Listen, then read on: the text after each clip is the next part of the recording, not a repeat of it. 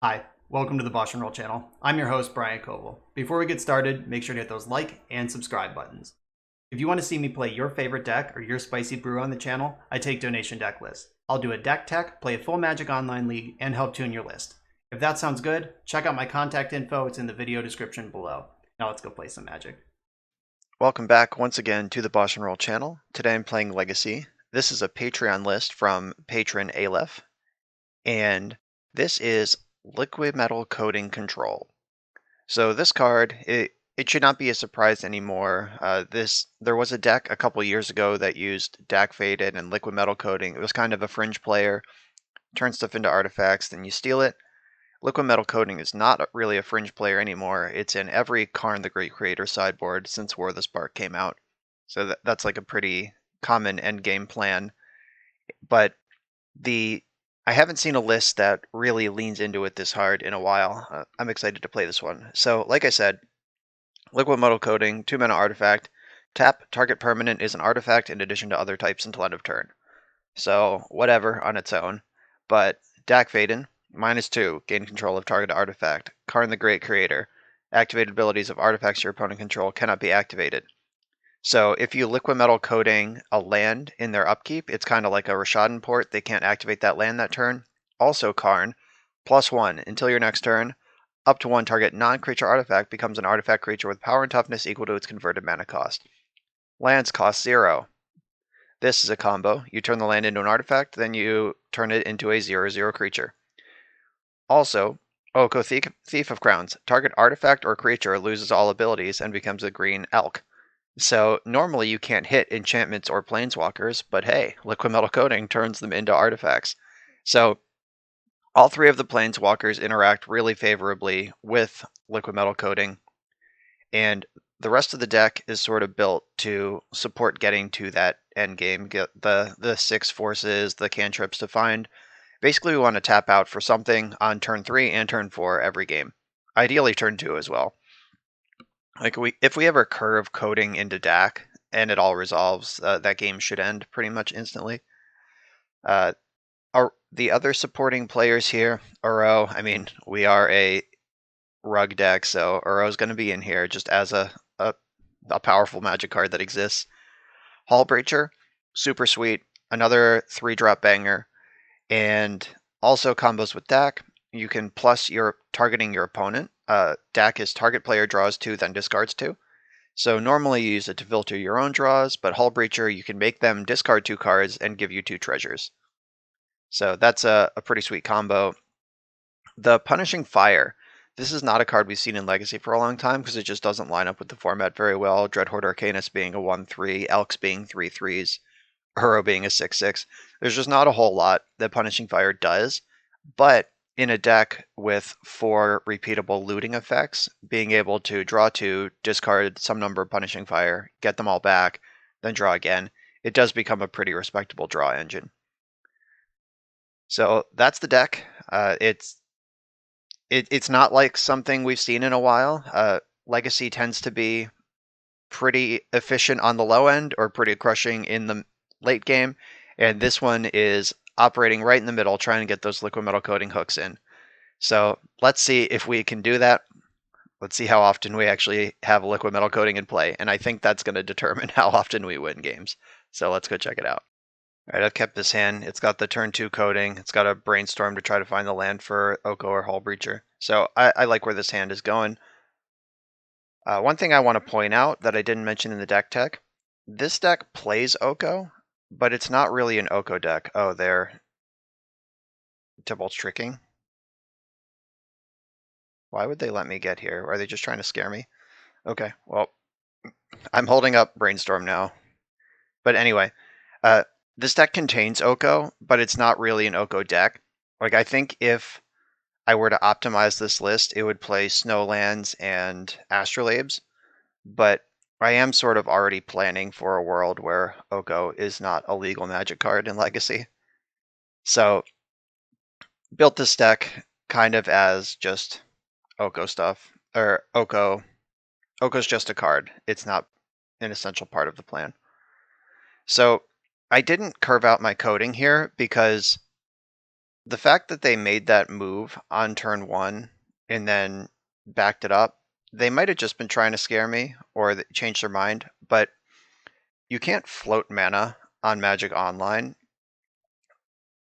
Just like you can't lie, basically. So, speaking of lies, here's the god of lies. No surprise there. So, on Magic Online, them being able to float red green just like that was a pretty big tell that they actually are playing these decks. All right, so Okoing the Tibalt might be my only way out of this game if I can't find a counterspell for it. What is Tibalt's starting loyalty? 5, go straight up to 7. All right, Lightning Bolt's not going to help. So I'm going to have to brainstorm again, looking for one of my 6 forces. Like, I do play a lot of these cards. Though I assume they waited this long. Wow, just wrecked. Okay. It is what it is. We're playing against Tibalt. Gonna have to lock out with Karn, I suppose.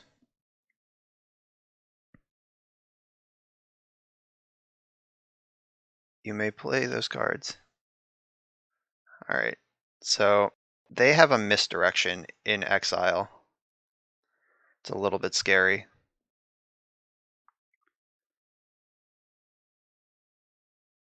Alright, so I'll put this Grove into play. My top of my deck is currently clear.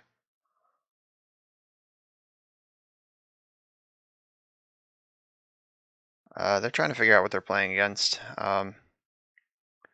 Good luck. I guess I should get this Oko into play. Like, if my plan is to turn Tibalt into an Elk.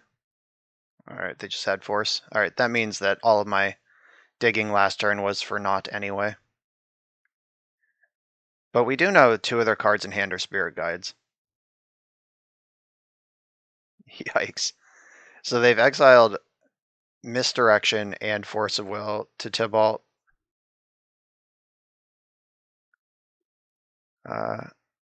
You may play cards, yeah, anytime. So there is no like until end of turn restriction or anything. Next turn they can do the like Yawgmoth's Will thing. Alright, yeah. Can't keep up with that. Alright. I was just hiding information at the end there. There's no reason for them to know what we're up to. Alright, so what even helps here? Not Torpor Orb. Basically very little of this helps or matters. And the Pyroblasts are coming in. That can at least help win the defensive counter war. Punishing Fire and a Braid can probably get out of here. I guess a Braid is destroy target artifact with Liquimetal coating. That's another answer. So Lightning Bolt can go. Don't know if I'm going to have time for all these Uros. Yeah, Surgical, Flusterstorm, yeah, those don't particularly help. Though, I have seen Misdirection also, so maybe Flusterstorm is worth bringing in. Sorry, Punishing Fire. The Punishing Fire is good at cleaning up the Shardless agents that get left behind. Brazen Borrower can bounce Tibalt, and then they have to work it back in as a Valky or brainstorm it away. And Punishing Fire also controls the front side of Valky, so that might be okay.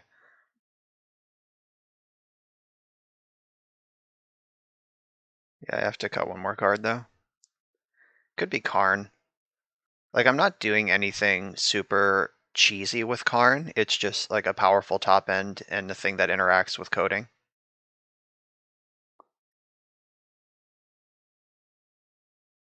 Alright, I'll keep this because it has the curve I want. It doesn't have a force, but I do have Brainstorm to dig, because that worked so well last game.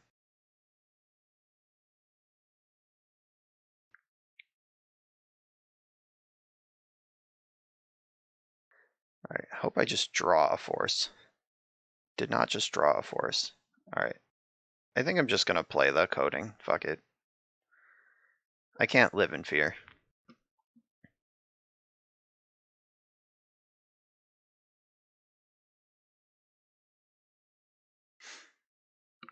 Yeah, if they like cheese out a Tybalt this turn, I at least have the curve of alking it.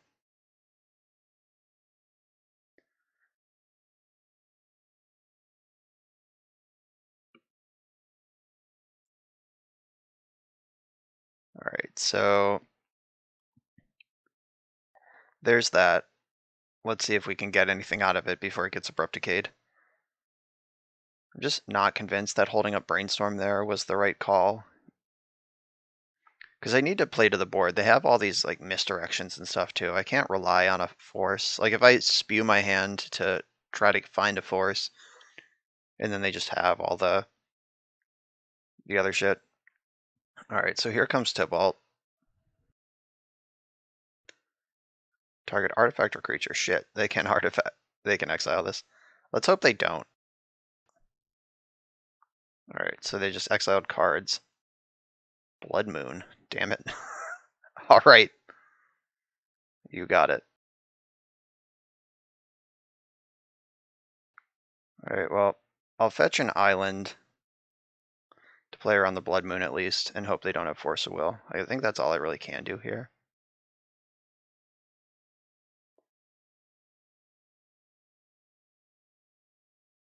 Yeah, so this is the optimized version of the Valky deck. I played another version of this that was more fair. Like Valky was just one of the things you could cascade into. This one is clearly just balls to the walls.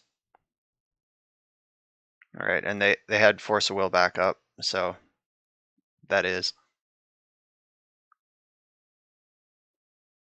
Brazen Borrower and another Valky, so they can Valky copying my Hull Breacher if they want to. Yeah, this is some powerful shit. And next turn they can do the graveyard thing. Yeah, just being able to always cascade into Valky is pretty brutal. Well, I'm gonna shoot my shot here. Wait, should I ponder first? No, because oh yeah, I do have another red source. So if I ponder first, I might be able to. Okay, yeah, I guess I do ponder first. So blue red, yeah, all right. Let's see if they want to interact with this. If I find a force, that would go a long way. Okay. All right, blue, red. All right, please don't have two interactive spells.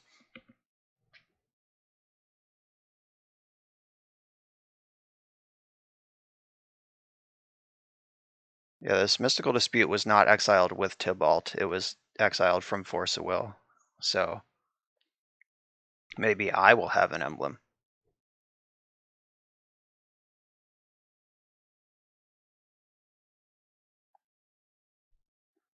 Oh no, they have Red Blast. What are they doing?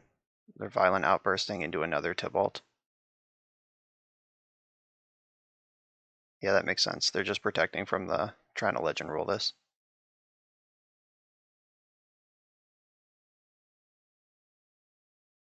Whoa, we did it.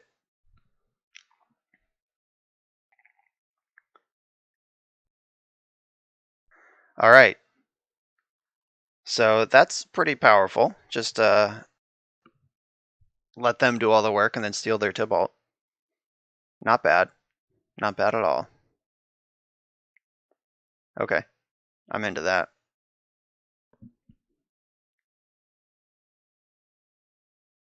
Yeah, this deck, it does have a surprisingly enormous number of answers to a result. Tybalt, as long as I do them quick enough. I don't think I can keep this hand. Like Red Blast and Flusterstorm don't interact with Tybalt, which is the thing they're trying to do quickly. This hand doesn't cast any of my spells, though I do have double force. I'm actually going to keep this. Ship the Karn. Hope to draw a blue source in my first 2 draw steps.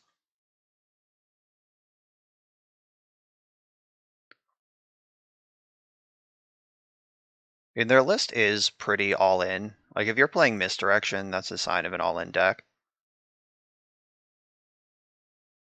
So hopefully I can disrupt them in a way that matters.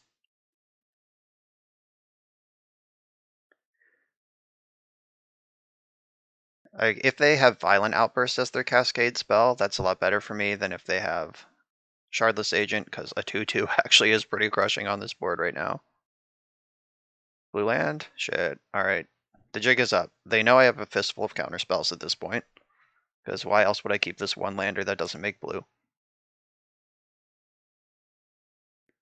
Luckily, this does kind of feel like I'm playing against Show and Tell, where this is an option to keep a hand like this. Though I am getting absolutely punished for it.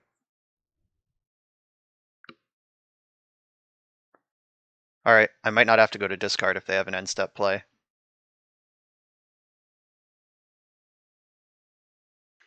For what it's worth, I do think cascading in the end step is weird, because you're cascading into a Planeswalker, which has immediate value. Though I guess they're playing around Force of Negation here pretty well. Okay, so Force...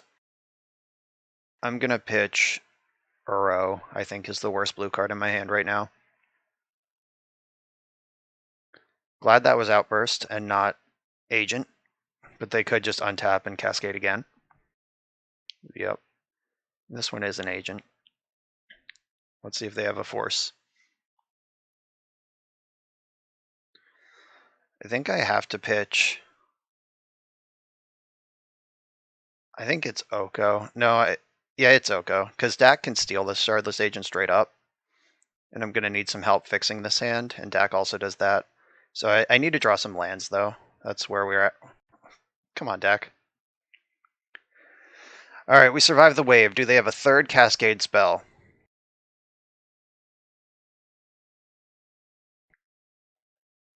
As these poor, sweet cantrips locked in my hand. Now facing down Clothis. Cool. Clothis is not Tybalt, though. You're killing me, Smalls. That is a spell I can cast, so I'll take that for now.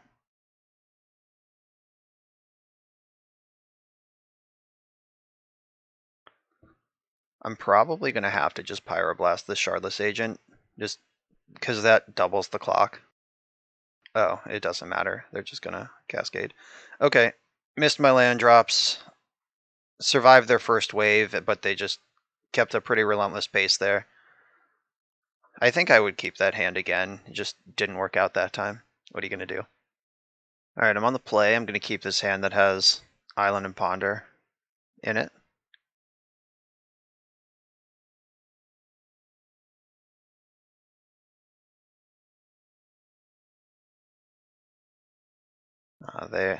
Another fan in the chat.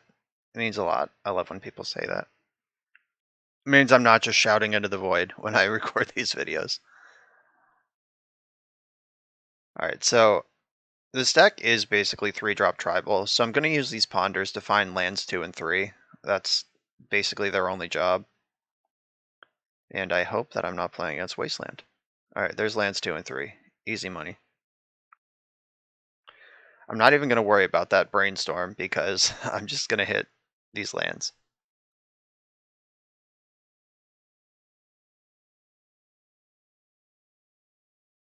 Uh-oh.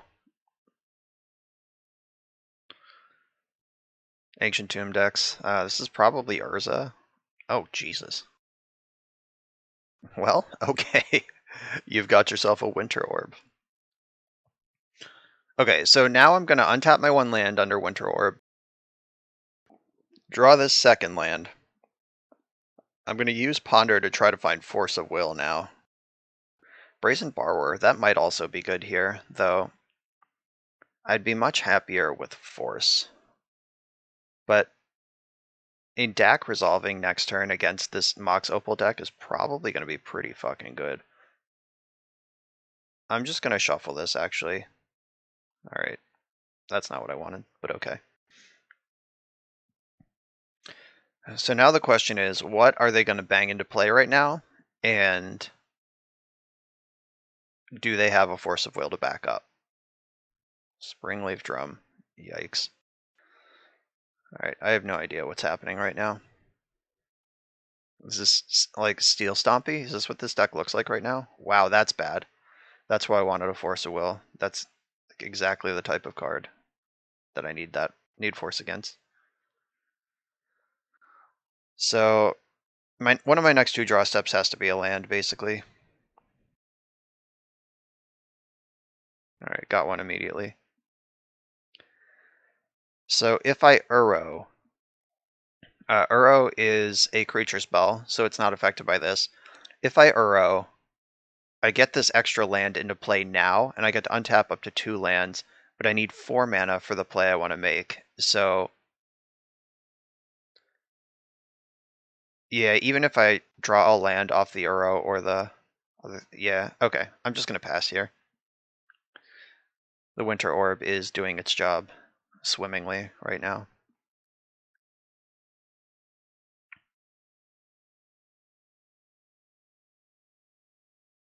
Just attack for 0, GG. Alright, it seems they've put their hooks in, all dressed up, nowhere to go. If they have Force Blue card, it's the only 2 cards in their hand.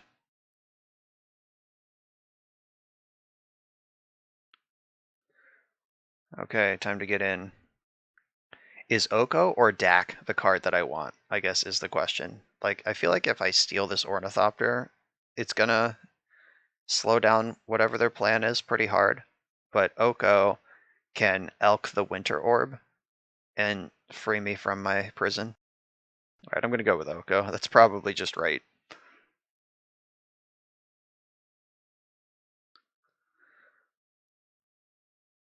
Yeah, this is why I think Oko is a bannable card now, because my opponent did all this cool stuff and then just fucking conceded to Oko. Like, nice. They work so hard to build this deck around Mindbreak Trap, Winter Orb. I'm just saying random cards now. And then they lose to Oko. So I cast 1 spell in the game. It's Oko. Good game. Alright, so Pyroclasm is probably coming in. I assume that they have like Memnites and Ravagers and Steel Overseers. This might be a matchup where Punishing Fire is insane. A Braid in the main deck already going to be insane. Karn the Great Creator looks like it's going to be pretty good here. So I think I just cut Uro for Pyroclasm and leave the deck otherwise intact. Like, we did see a basic island, but I don't know if Pyroblast is where I want to go here. Until I see what blue cards they're actually casting. Like, I assume it's Urza, but putting Ornithopter in a deck that's trying to cast Urza is pretty aggressive on that theme. I think it's more likely they're Steel Stompy with like splashing for like Mystical Dispute or something than that they're actually casting Urza. I don't know. I'm not gonna change anything more than just adding the Pyroclasm right now until they show me something else. That is the power of winning game 1. We get to be patient, and if there's a game 3, we can make more informed decisions. This deck is pretty well stacked against what my opponent's doing, though. Like, the whole point of this deck is to turn shit into artifacts so we can abuse it, and their deck is already artifacts.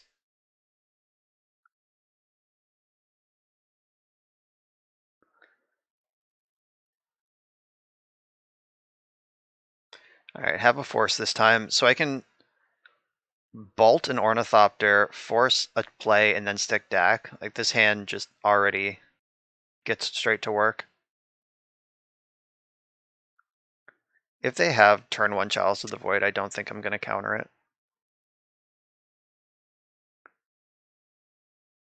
Ooh, Schadenport. They really are on this mana denial plan. Retrofitter Foundry. That card's pretty scary. Good thing it's gonna be mine. Okay, that's the plan. Sack a Thopter. Alright, so they're just going to turn Ornithopter straight into a 4/4. So I'm going to have to use Dak to steal this 4/4 at some point. Maybe I'm supposed to force Ornithopter in that position. That feels weird, but it's probably right. Yep, straight into 4/4 mode. If only my deck could answer an artifact. Eat your heart out, Delver of Secrets.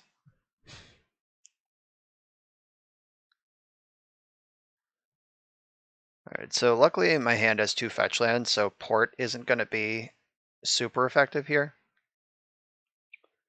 And they could port me to force the fetch and then start porting in the future. Yeah, this is what I've been saving my force for. Because it is going to be pretty important that my deck arrives on time.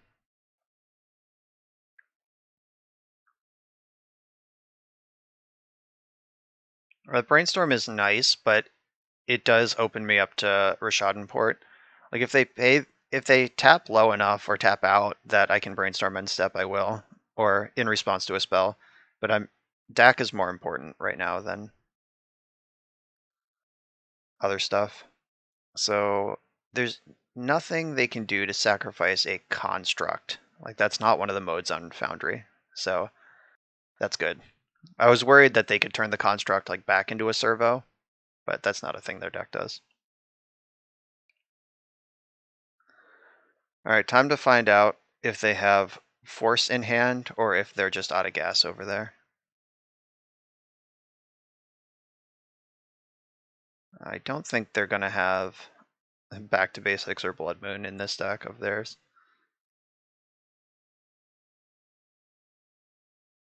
They could have Wasteland though, so maybe I should play around that a little bit. Get a basic island here.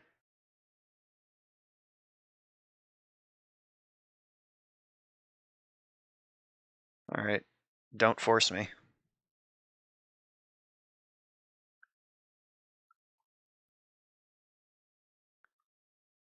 If they do have Force of Will here, I'm going to end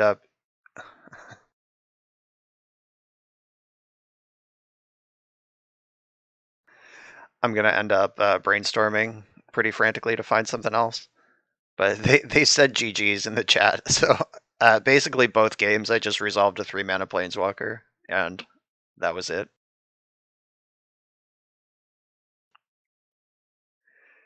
Yeah, they're saying, confirming in the chat that the Affinity Brew is not good against the Dak Fade and Oko, Karn the Great Creator tribal deck. All right, GG's. That was that was pretty sweet. On the draw, round 3, I've kept this hand. And it's got 3 lands, some 3-drops. Like, that's what this deck does. I think it'd be happier with a Force of Will in the hand, but like I'm not going to mulligan a hand that looks like this. Ooh, we're playing against Elfos, and I have my 1 of Lightning Bolt in my opening hand, and Grove of the Burn Willows at the ready. This is one of the few matchups left in Legacy where Grove is good. I just need a fire to go with it. I hope their butthole just fell through their to the ground when they saw this Grove of the Burn Willows. I've played a lot of elves, and that's not a land you want to see your opponent have access to.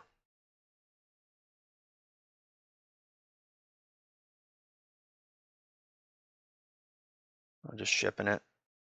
Come on, Punishing Fire. Bummer. All right. I'm going to play the Tropical Island. I can brainstorm as needed. I don't think there's any reason to do it now. Basically, don't play any 1-drops. Like, I'm not looking for Astrolabe or anything, so just going straight into 3-drops. All right, looks like they're curving straight up into a natural order. Like, what are they doing? Like, just hitting land drops like this, if not going up into natural order. All right, I'm going to brainstorm in the end step, actually. I don't have a shuffle effect, but I do have DAC that can loot stuff away. And finding those 2 forces is pretty nice based on the fact that I think they're gearing up for a natural order. So put back Karn and Uro. It doesn't matter, I'm drawing all of them. So do I put Oko into play or Dak? I don't think it's Uro. I do want to get a Planeswalker into play and start getting to work. So Dak would just loot. Yeah, I think Oko is the play. And I'm not going to Elk this Dryad Arbor.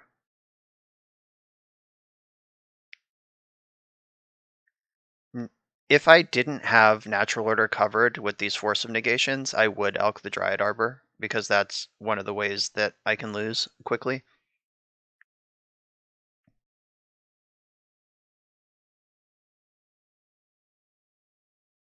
So if they go Cradle or Glimpse of Nature, that's a force. I'm going to pitch the backup Oko. I don't think they're going to be able to kill the first one. If they could kill this Oko, they could also kill me, basically, is my thought process there.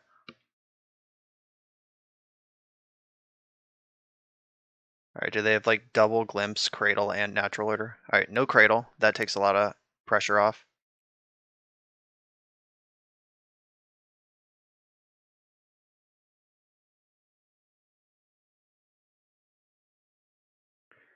X equals 1.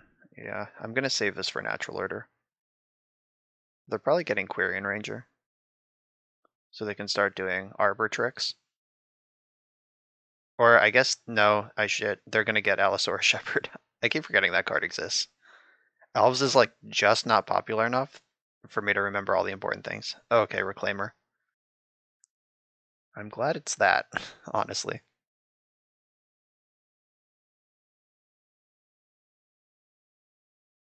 Alright, so I'm drawing Karn, which is not a helpful Magic card right now.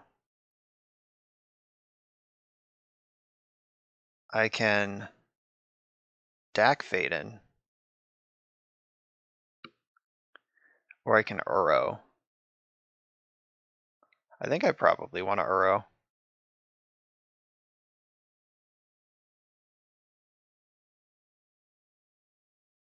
Because until I find a Liquimetal coating, Dak doesn't do a whole lot, but Uro can take over this game pretty quickly if unchecked. They can... Alright, I'm going to Elk this up so I can stem the bleeding.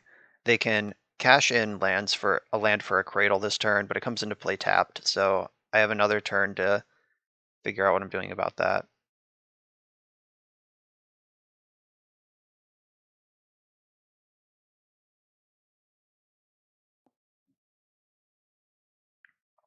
This Ponder was a nice find.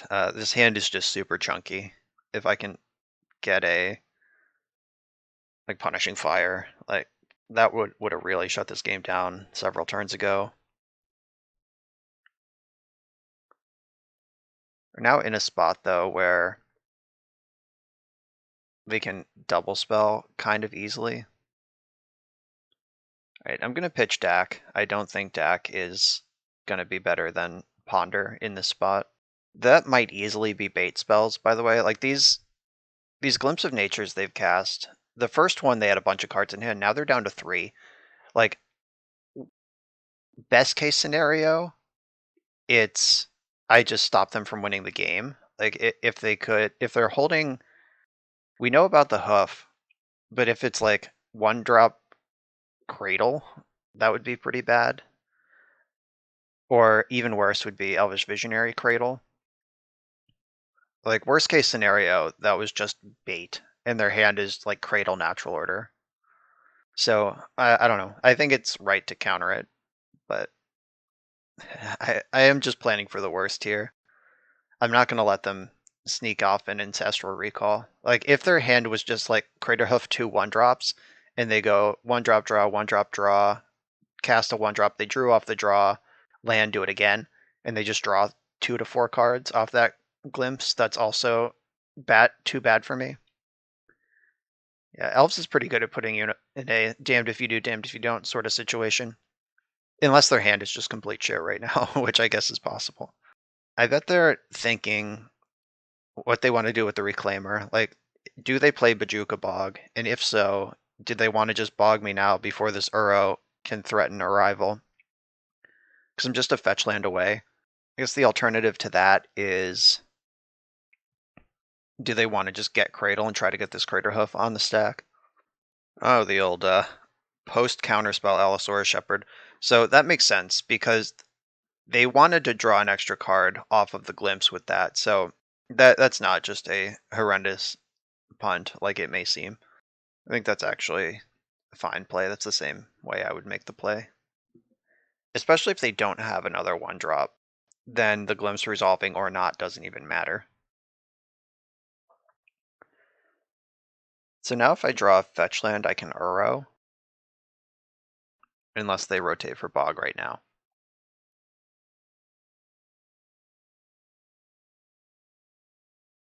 Alright, cool. Them rotating for Bog kind of takes the pressure off me because I'm way more worried about Cradle. Like, it's actually not even close. So now I get to ponder and stuff. If I draw a land, I probably just jam Karn. Or I do this. Bajuka Bog. That's funny. They did it main phase to play around just like... I guess there's no reason to do it main phase. Yeah, I think they actually punted there because if I draw a land, I don't have enough to escape. If I draw a fetch land, you can respond to the fetch with the... And now I get to start firing you.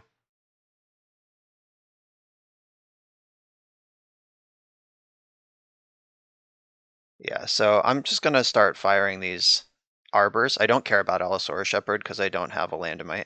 or a counterspell in my hand anyway. Alright, I'm going to get that back. And then this is already a 3/4, so I might as well elk it. Or let's see, 1, 2, 3, 4, 5. I could elk the Dryad Arbor. No, I'm going to kill that next turn, so... Yeah, I'm just going to elk Elvish Reclaimer, make sure they can't go get Cradle. Alright, their hand is Craterhoof Behemoth and 1 mystery card. 1, 2, 3, 4, 5. Even if the mystery card is Cradle, they're not even close to casting Hoof. So I'm actually feeling pretty good about this game now that I have the fire. Like, I'll trade off my food with Elvish Reclaimer if they make an alpha attack. Actually, is that even true? Do I just eat the Shepherd? Alright, if they attack with their Elk Reclaimer, I'll trade with it. I don't think they would make an alpha attack. That doesn't make any sense. I get to kill stuff for free. But I will fire their Dryad Arbor next turn. And I get to F6 now because they have Shepherd in play. I don't have any instants anyway, but I would normally have to represent them at least. So they could land Natural Order here. That's not what this looks like, though. This looks like a Zenith for 2. Alright, so do they want to get Scavenging Ooze and try to go big? Or... But they're... Unless they have a land in hand, the Scavenging Ooze will just get fired. So they probably get Elvish Visionary. Yeah, there it is. And just try to keep momentum moving forward.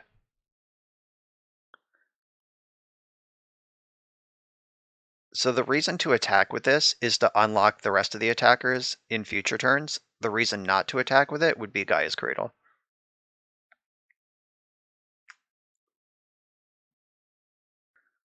Alright, looks like they want to unlock all their other attackers, which makes sense. Alright, cool. Now I can ponder and still do other stuff.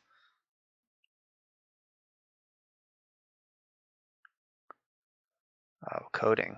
Okay, so I can set up the coding and the Karn. Yeah, I'm gonna kill all their creatures over the next couple turns, and then Karn will finish off their lands.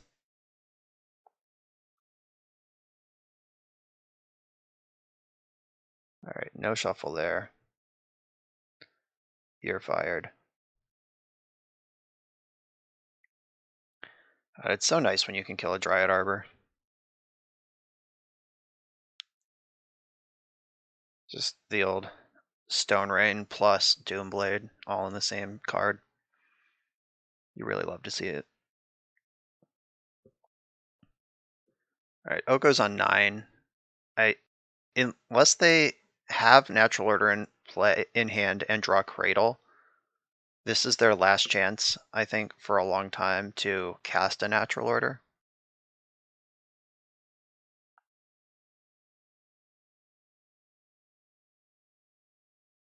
Is Natural Order lethal here? If they do have Cradle, sack, it's 9, 14, 15, 16. Alright, so that's not even lethal yet. If they cast another creature, which they can't because Bojuka Bog is a black land, and there's no Deathrite Shaman. Alright. I feel like I'm pretty safe, though. Oh, wait, they have Quarian Ranger to bounce this for us, but then they can't play the Cradle, which is what I'm planning for. Alright, I don't think they can present a lethal Natural Order this turn because of the Bojuka Bog. I think it would be lethal if that was a green land and they had 1-drop plus Natural Order. 1-drop Cradle Natural Order. Oh, they actually can't have that because that's a 3-card line, and we know one of their 3 cards is Craterhoof Behemoth. Wow, I'm impressed they're still attacking Oko. I feel like they should be getting my life total down because this just doesn't matter at all.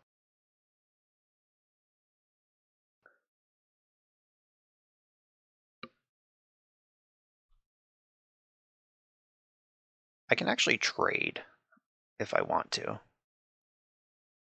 Alright, that's a pretty good 1-drop, all things considered.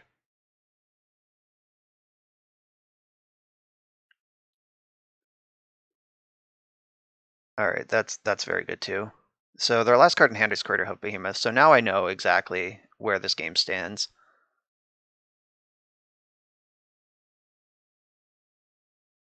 So I'm going to have to fire the Symbiote first.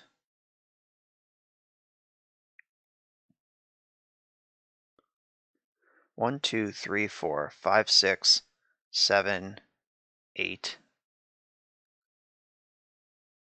Just planning for what if they draw Cradle, which is what I should be planning for pretty much exclusively at this point. Alright, so fire the Symbiote. If they bounce one of their elves in response, like, they're probably going to pick up their Visionary, but if they do that, that really sets back how effective Cradle will be next turn. Alright, it looks like they've done the math. So I can rebuy my fire, or I can get Coding into play and start nuking lands next turn. But that I end up losing Karn that way. I think Ponder plus Regrow Fire might be better than trying to get Coding into play right now. And if I hit a land drop, I can start double firing in the future turns. Yeah, this is a shuffle. Oh, alright, speaking of double fire. Alright, so time to plan for the end game. If I just trade for one of these elves right now, I end up losing Oko, but they're down a creature. They attack Oko, Oko dies, and then I fire 2 creatures on the following turn, and then they're miles away from doing anything. If I trade for the Birchler Ranger, that costs them a lot of mana. Alright. I'm making my move. Am I dead if they draw Cradle to the Shepherd? I guess that's the other question. So that costs 6, and they make 5/5s. So they can attack for... If they draw Cradle, they have 3, 4, 5 mana. They're still 1 short. Alright, yeah, I think I do want this one. I'm just trying to constrict as much of their options as possible. I'm chucking the Oko into the trash,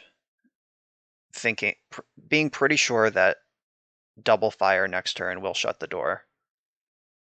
And then I have Karn plus Coding once the creatures are under control. I think they have to attack Oko with everything to play around Lightning Bolt. They've already seen one. Yep, respect the lightning bolt. See you later, Oko. You did plenty.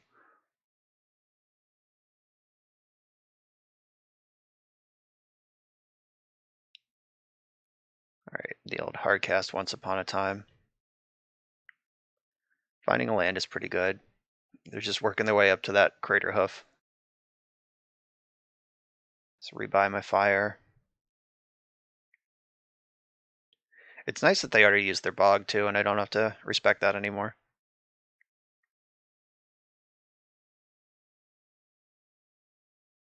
If I draw a land, I'll be able to rebuy fires. Alright, cool. Another fire. I'm not going to complain about that. Fire Quirion Ranger and Fire Shepherd.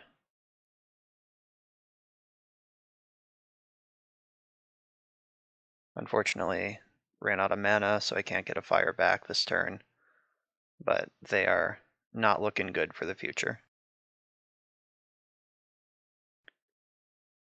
Can I start attacking now? No, I think I'd rather block. My plan to win this game does not really involve combat.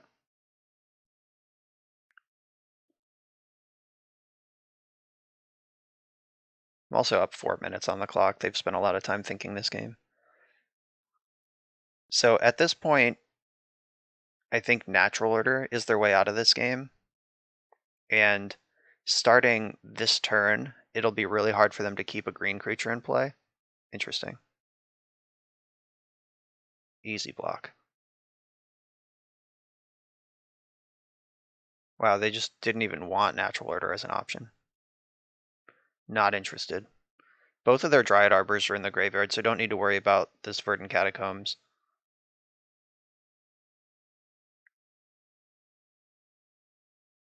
So I'm going to fetch so I can leave up Grove to rebuy one of the fires if I want it. I have lots of red, lots of green. Blue is the color I need more of. Actually, getting a blue source and a red source that isn't Grove, might let me cast the fires better in the future. Right, they didn't gain 3 life in response, so now they don't get to eat. I'm just going to go grab the Lattice. I don't think they have main deck discard, and if I draw a land, they just lose. If they don't draw a land, if I don't draw a land, I'll just play Coding and start nuking their lands.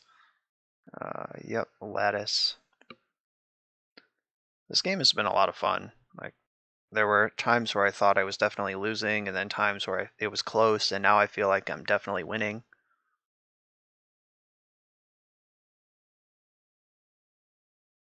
Like, I don't even know what they could draw. Like, Green Sun Zenith is probably their best draw, because it's whatever they want it to be.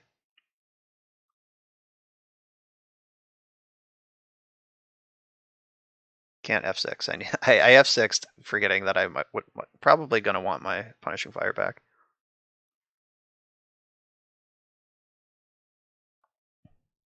This does feel like I'm playing Magic from 3 years ago, just Punishing Fire versus a creature.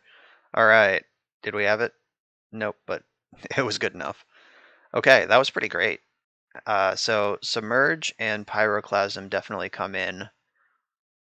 Probably. So Flusterstorm is kind of medium because it is good, except when they have. It's good against all their payoffs, except when they have Allosaurus Shepherd, but I have a Braid, Punishing Fire, and Lightning Bolt to deal with the Shepherd, so okay, I'm okay with that. I'm going to shave one of the Hull Breachers. I want to keep in some number of them, just as a contingency against Glimpse of Nature and Elvish Visionary. Like, this deck does draw cards. I think Karn was a little slow for what we're doing here. I actually think Dak kind of sucks here too. Sorry, Dak. I know this is your deck, but see you later. I want to keep the Brazen Borrower. Just like basically anything that interacts with their number of creatures in play is a good thing. Maybe is Dak better than Uro? Probably not. They're both blue for forces, so that doesn't matter.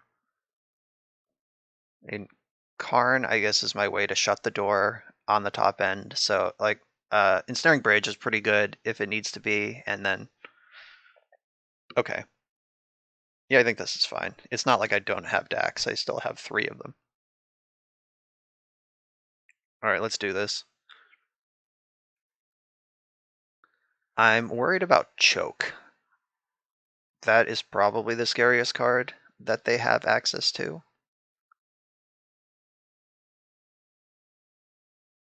This hand has no removal. It does have Brainstorm. I'm actually going to ship this. That's what I'm talking about. All right, I'll keep this. I'm going to bottom. It's Punishing Fire or Hull Breacher, I think, are the bottoms. All right, I'm actually going to send Punishing Fire because I don't have the Grove yet, and this Pyroclasm is going to do the Lord's work. And I want to keep 2 blue cards so I can force a choke and still have more play. Hull Breacher can contest the battlefield in a meaningful way. It's like there's a good chance that we're going to end up in this scrappy little game where they have some 1/1s left over and they're attacking for like 2 to 4 a turn, and I want Hull Breacher to be able to put an end to that. Abrade and Dak. I really wanted a 3rd land, but I will certainly take an Abrade and a Ponder in this situation. I should have put the Ponder on top probably, so I have 2 easy pitches to force.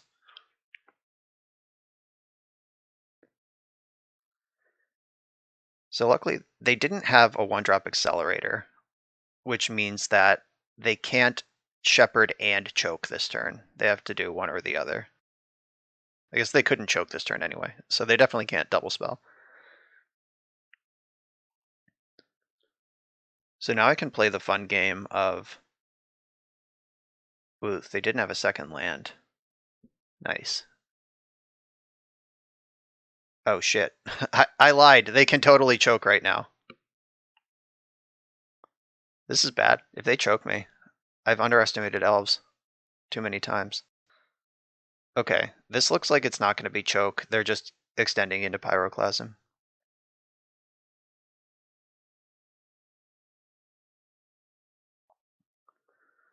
Alright, let's see if I can get a concession right now. So what I was going to do was just hold up a Braid and like wait for them to cast an important spell, Abrade this, and then counter it. But now that they've extended into the Heritage Druid, splat. Top 10 anime betrayals. I played so much elves. I love that deck so much, and I just Pyroclasmed it. Like they meant nothing to me. All right, I'm not gonna force a Thoughtseize. They'll probably take the Ponder, would be my guess. Though this hand is pretty stacked. They might take Hull Breacher just because that's my clock. All right, yeah, that makes sense. And it was definitely the right call because I drew the land to cast it. Brazen Borrower and more lands. Do I want any of this? I don't think so. All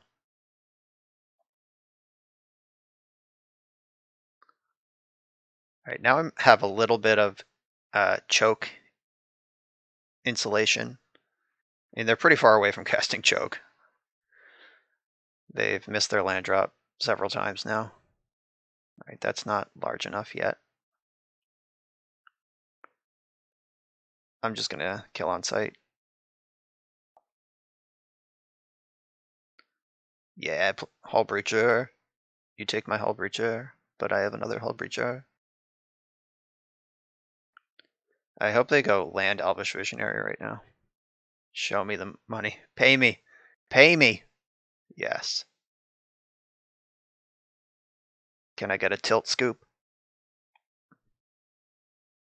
Nope. They're dedicated to the grind. Want to keep playing. Now I can hardcast Force. I can easily hardcast that Force. All right, so I'm ahead, but tenuously. Like, an Allosaurus Shepherd can definitely turn this game around. Like, if they go Shepherd into Natural Order, I could easily lose. Might as well attack. You're not blocking.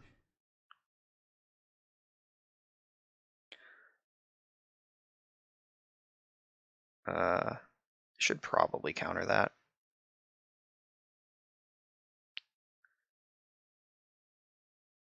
Yeah, I'm going to hardcast Force on that.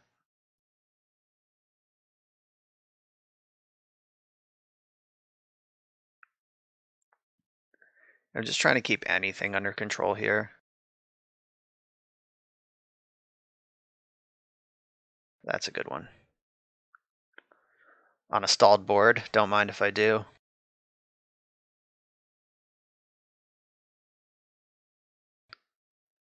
So they have a Dryad Arbor that they can fetch, but they attacked, so I'm not worried about a double block.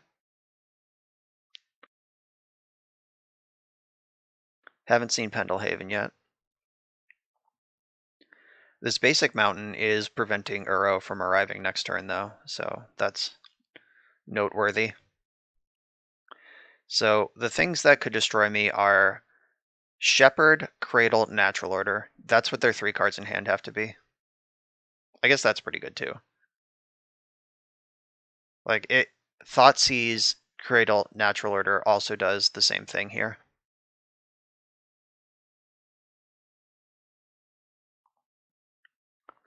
But that does require them to have the Cradle Natural Order as the last 2 cards in their hand, and it doesn't seem like they do. Or else they would have done it pre-combat. Oh, they definitely wouldn't attack with Dryad Arbor if that was their plan, so dodge that one. Grove. Blue, blue, green, green. Yeah, that does do what I need it to there.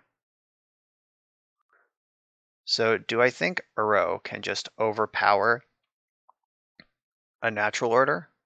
Or do I abrade the Dryad Arbor? I actually think this is an easy abrade because drawing the land means I can hardcast Force of Negation. I can just Uro next turn when there's no fear of getting Progenitist.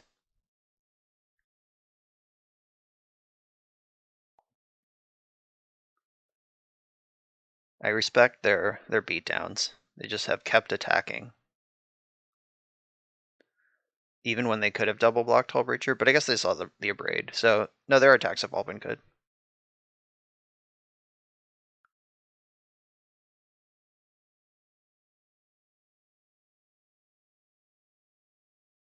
Karn.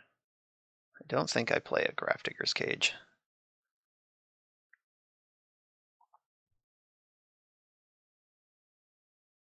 Alright, so before damage, yeah, okay. Yeah, there's not a cage in here. There is a pithing needle, but don't care about that. So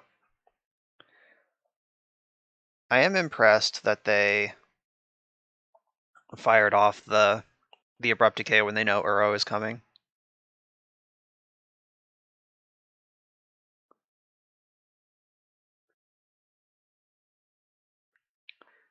Maybe I'm supposed to exile my Hull Breacher just against Scavenging Ooze. Like, my deck doesn't care what's in my graveyard, but their deck might.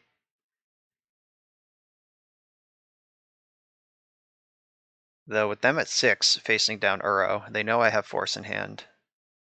Okay. Alright, yeah, deal. I don't mind that. Like, I could have countered it. Unless they bog me here, I just don't care.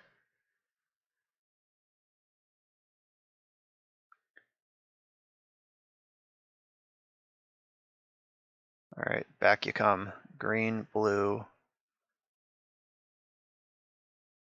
Oh, I should actually tap this differently. Alright, yeah, I'm gonna have to tap the Grove and give them a life.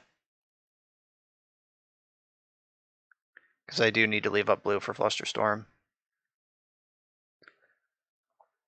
Alright, and Uro shuts the door.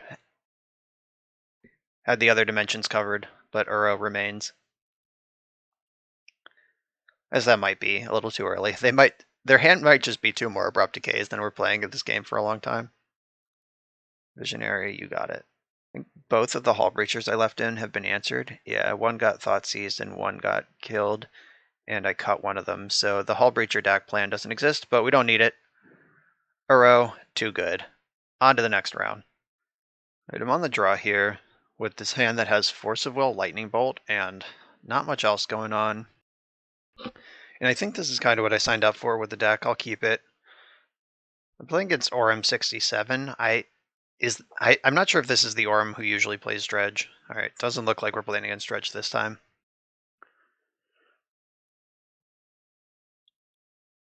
Alright, they top bottomed with Preordain.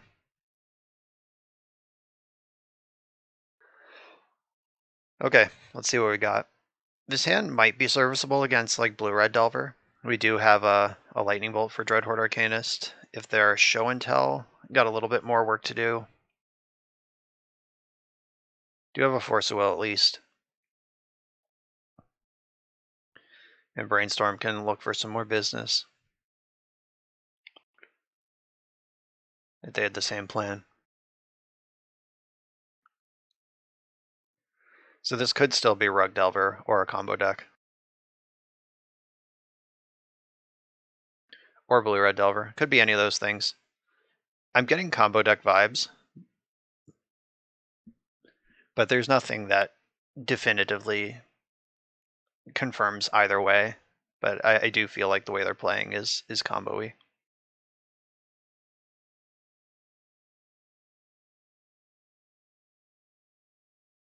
So I'm going to shuffle away one of these decks. Oh, maybe two of these decks, though I do have a lot of lands.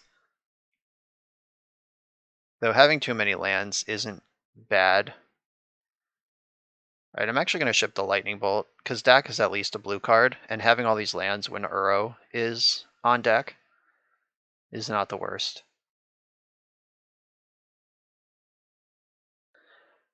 I'm going to grab some basics just in case that matters.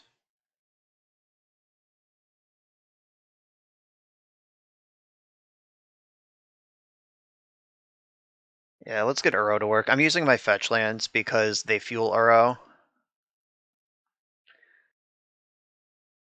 I can actually escape Uro next turn with the number of fetch lands that I have access to.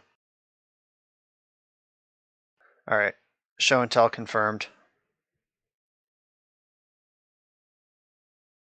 Looks like we're getting sneak attacked. Alright, I'm sure they have a force as well, so now I need to brainstorm looking for another force and hope they don't have days. Shit. Alright, probably dead.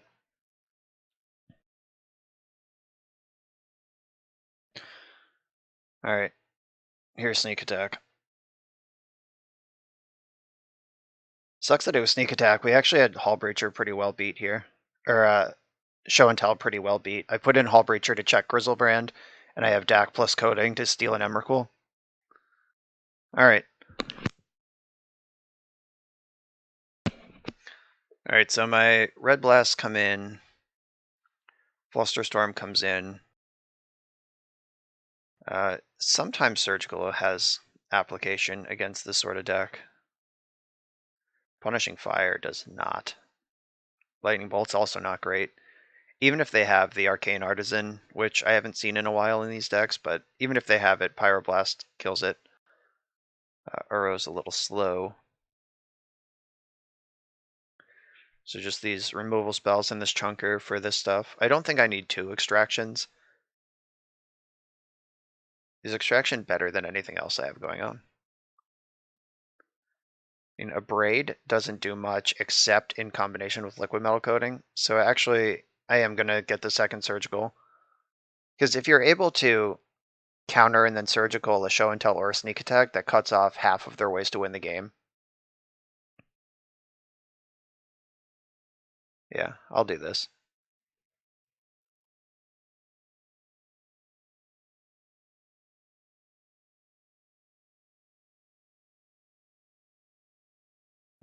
Force of Will and Hull Breacher. I mean, Force is good. And I'll keep this, sure. It's not exciting, but it's not bad. And putting in Hull Breacher in response to a show is actually pretty reasonable. They played really patiently last game. Maybe they won't do it this game. I don't know. If they play patiently, it gives me time for this hand to materialize, and if they don't, then I have the force. So unless they just have Ancient Tomb with force backup here, in which case I wasn't winning anyway.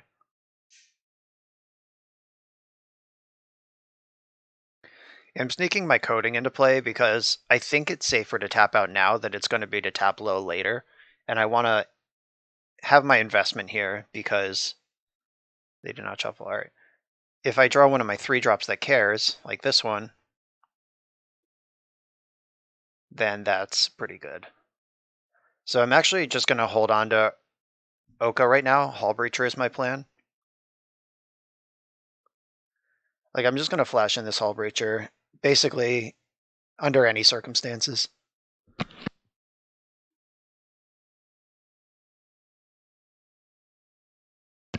All right, Hull Breacher's on the stack. Could get easily dazed, easily red blasted, or just resolve. I'll take any of them.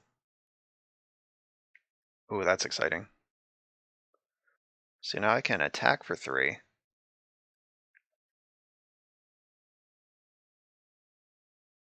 Then play Oko.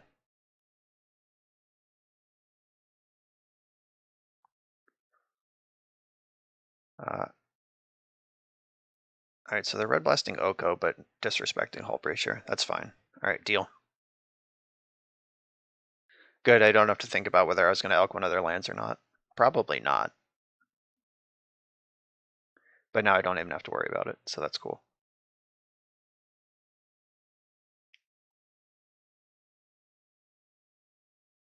All right, let's zap that.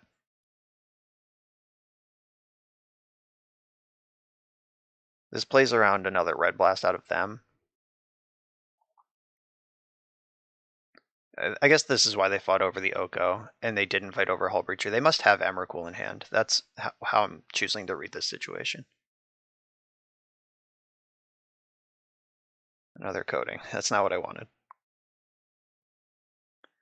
All right, so I have this force. It's going to have to pitch my Uro. I don't think I can afford to cast Uro and hope to draw a blue spell when Uro already is a blue spell.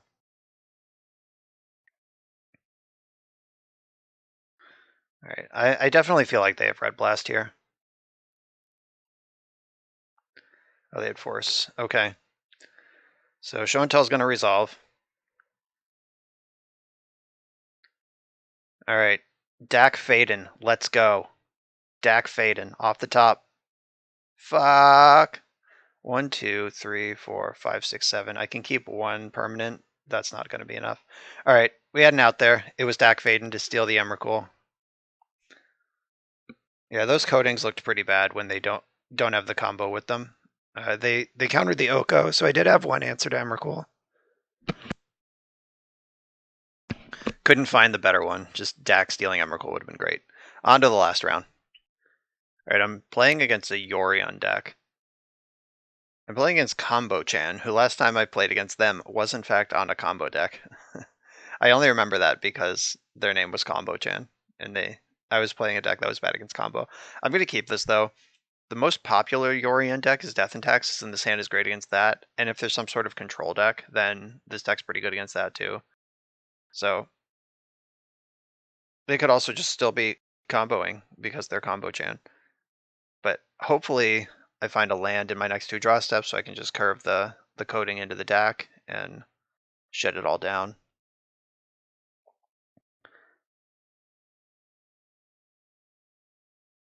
Land, please. All right, found the land. So I can cast the coding straight into this Abrupt Decay.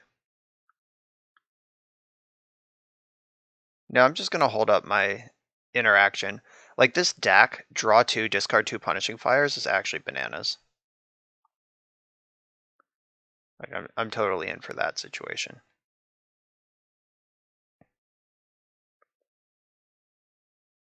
Let's see, do they have Oko?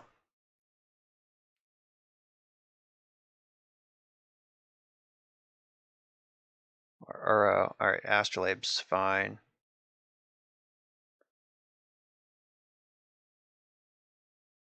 Alright, so Ice Vanquaddle has attacked me. I don't super care about that.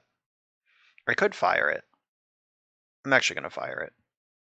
It's one less easy discard to DAC, but having a way to remove Ice Vanquaddle that's not a guaranteed 1 for 2 is pretty sweet.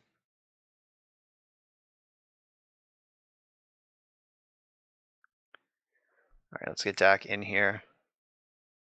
I could steal the Astrolabe. That's pretty funny. I wonder how bad that is for them. But that's not the plan. I'm gonna draw some cards. They don't have 3 mana right now to Hull Breacher me, discard Punishing Fire, and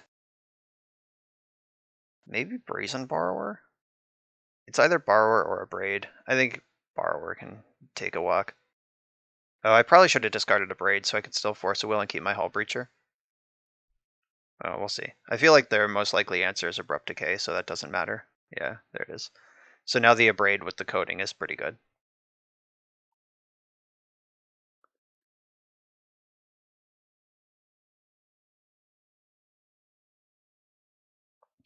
Teferi. I mean, it's now or never, right?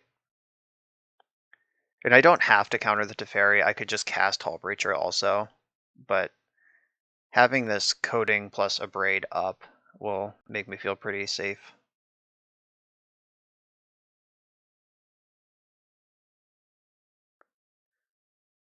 Drawing a Grove of the Burn Willows at any point and just getting a free divination off of that would be pretty nice.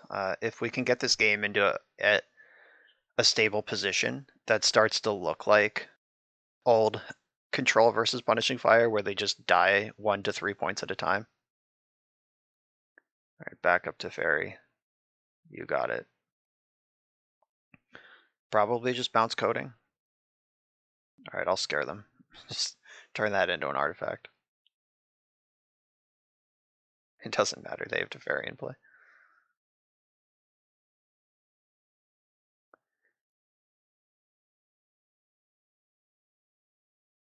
All right, so need a payoff. Any of my many 3-drops in the deck would be great here.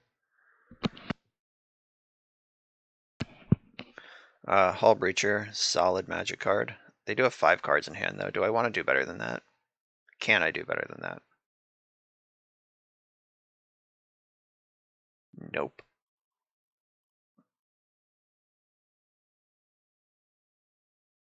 Alright, so I'm just going to play Hull Breacher.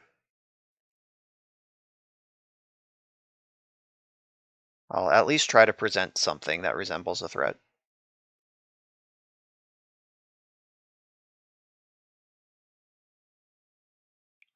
I am scared though, there are 5 cards in hand. That's so many. This deck rules. Oh god, there's white mana too. Just Swords of Plowshares all day. Okay, so I think Planeswalkers are going to be pretty essential to me winning this game. Like, they just have so much removal for creatures, it's kind of preposterous.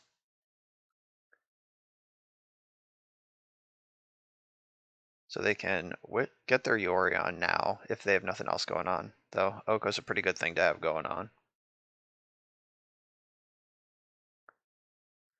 Immediately into Elk mode. No fear.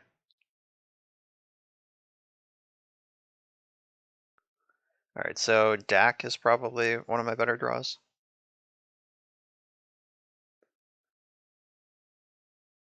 Alright, so I have to destroy Oko here.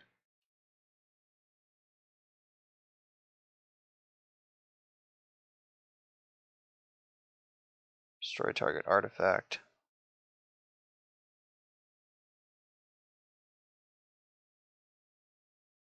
So having the 2 Punishing Fires is actually really good. It can pressure Teferi, it can kill this elk. I just need to, have a grove before I am slain. Olorin. Oh, you're also an Olorin deck. Great. The combo chan was not a lie. Yorion, Olorin. Alright, just show me the combo so I know what your win con is. Yorion blinking all these things is so fucked.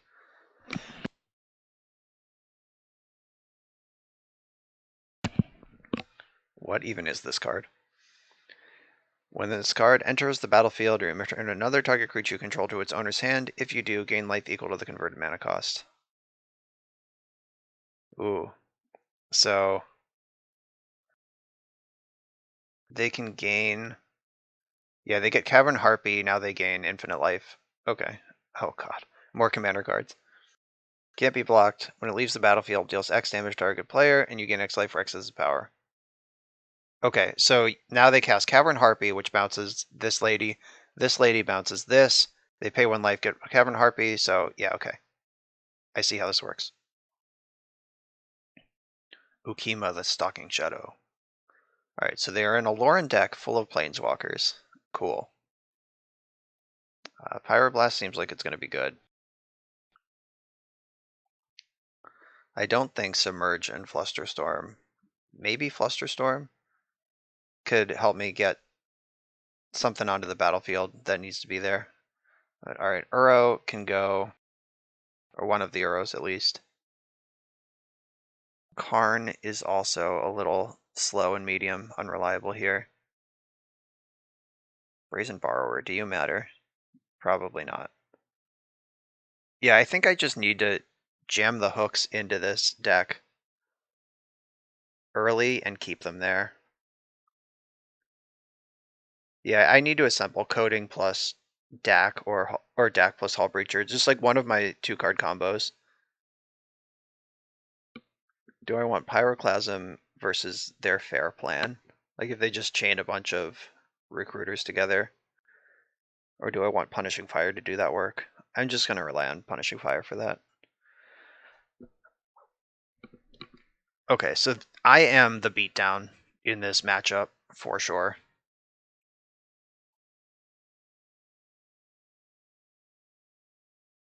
I mean, there's 3 lands, 2 Okos, and a Force of Will, so let's do it.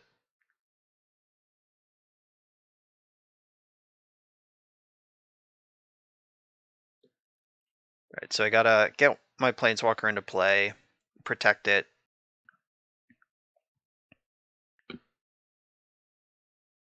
Coding? That wasn't coding. Alright.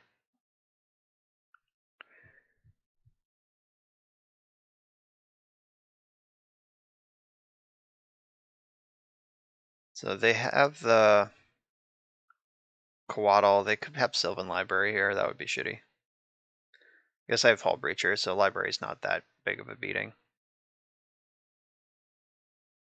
Ooh, they could Aloran next turn. Alright, I'm going to fetch in my upkeep because I actually don't want to draw any more lands. I'll just take this minor thinning while it is available to me. Gonna fetch a basic just in case. I mean, they have a basic and a mana creature. I want to respect what they're showing me here. And I want to get Oko into play, start getting Planeswalker activations immediately. So force pitching Brainstorm. This could be bait, though I don't think they would do that if they had a Lauren. Like if they had a Lauren in hand and the combo, I think they would just let this resolve and use Force to protect their Aloran next turn. So if they do just go land Aloran Recruiter, I'm dead, but that would have been a weird play if that's what they're doing.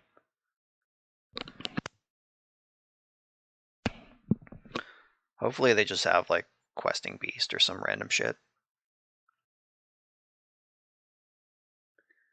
Maybe I'm supposed to Elk Noble Hierarch just to play around Aloran, but the way they played that does not indicate that they had it. And they pitched Brainstorm, which is a really good card. Okay, so they're recruiting. No Aloran, but are recruiting. Apparition. Alright. That answers Oko. Oh, they're attacking Oko despite just searching for Skyclave Apparition.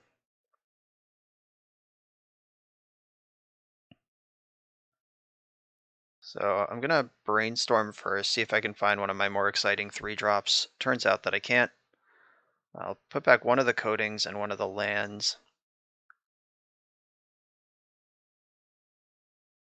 Make this a 3/3. Begin bashing. Alright, so they're just going to Apparition Oko this turn.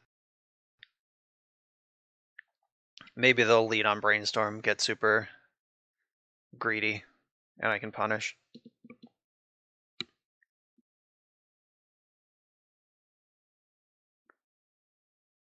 Alright, I'm not going to like dig for a Force of Will for that.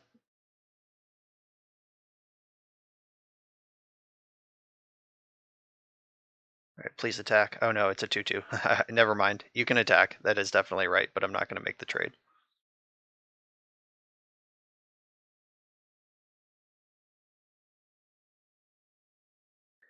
Alright, so I'm going to flash in Hull Breacher in this end step.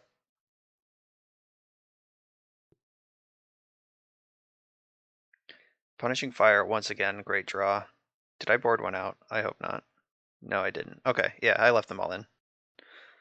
I had the sense to do that at least.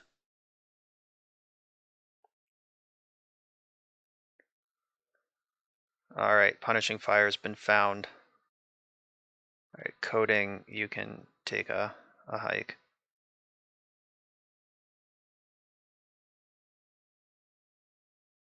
Alright, you're fired.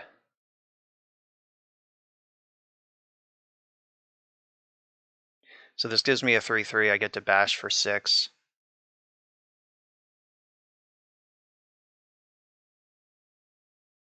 Oh, I even get to ponder here. Cool. I can shuffle away that land encoding that I don't want. Oh wow, maybe I do want that.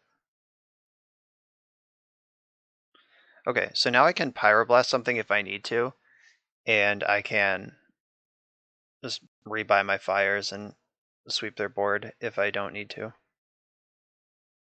So they're basically going to have to combo here.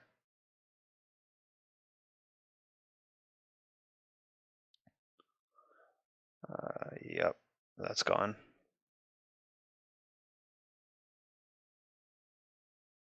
Coatl. Yeah, sure. I'm Punishing Fire for that.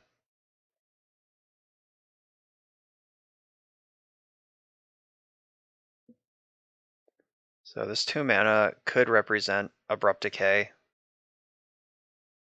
But I have 2 3/3s. They're functionally the same at this point. And one of them's blue if they play Red Blast, but we haven't seen a Red Blast yet.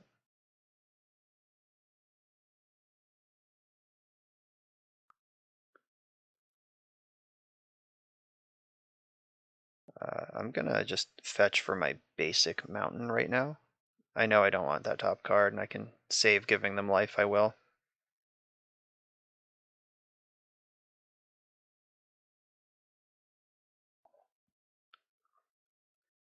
So they have the choice to block both of these or just one. Alright, so... Alright, that doesn't cast Abrupt Decay. It casts Coatl. Alright, that's fine.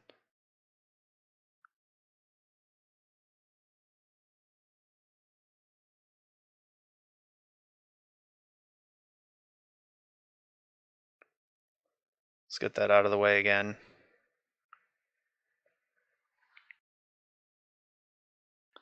Punishing Fire lines up really well against Coatl, even if it doesn't line up against Dreadhorde Arcanist or Oko. Not blocking with Recruiter the Guard is sus. I feel like they're going to try to combo this turn. They're doing it from pretty low resources, though. So if they allure in, they're going to have to play one of their bounce creatures, and the bounce creatures are all blue, so Pyroblast might still play here. We'll see if they have the Force of Will backup. Like if they have a Lauren with Force of Will backup and Cavern Harpy, no, but Cavern Harpy doesn't bounce Recruiter, so they would need that M21 lady. I don't even know what that card is called. Eternal Witness, yeah, okay. Gonna get back Coatl, maybe? What's the play here?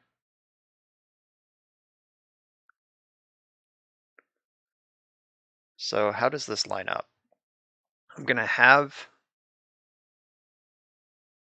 trying to figure out if I can kill them outright. All right, Swords of Plowshares makes a lot of sense. That is the safest one you could get.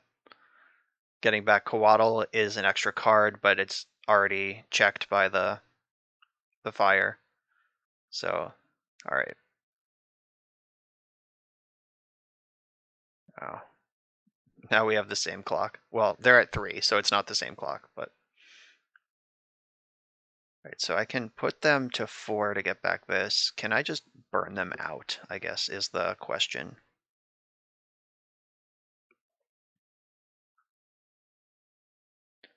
I get back fire. Ooh, that was good. So if I fire Eternal Witness, I'm trying to figure out if I can win this turn. If I attack with both my creatures, they plow one, they block the other.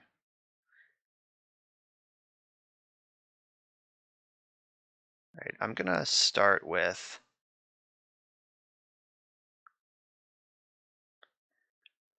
All right, so I can regrow fire one more time here. I'm gonna fire this.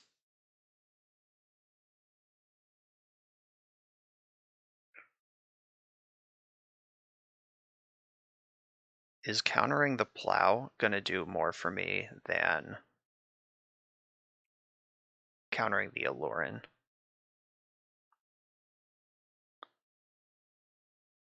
I mean, let's see if they block.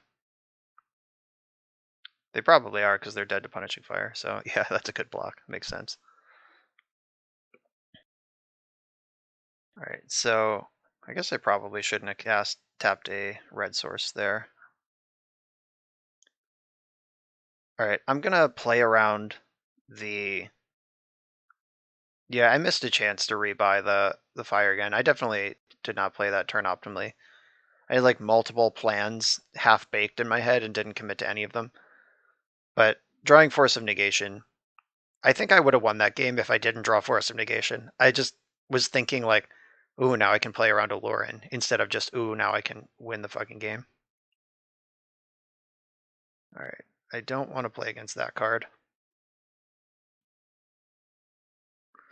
Now I tapped out of Force of Negation, so the plan continues to be completely disjointed.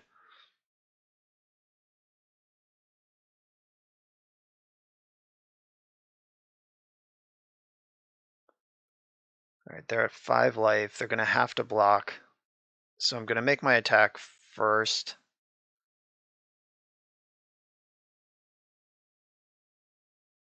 So they'll chump with Recruiter, probably.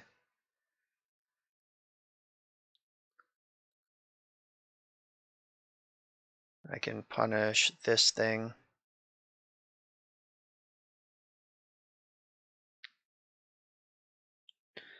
All right, and I'm just going to hold up Force of Negation plus buying back fire.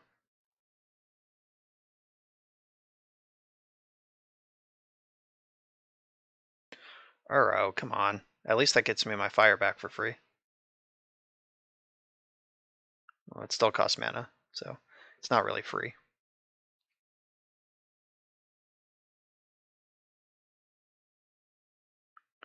Yeah, sure. I'll get it back.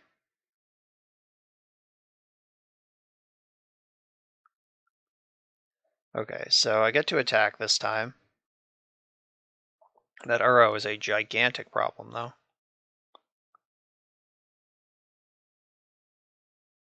Oh, all right. Uro might not be as much of a problem as I expected.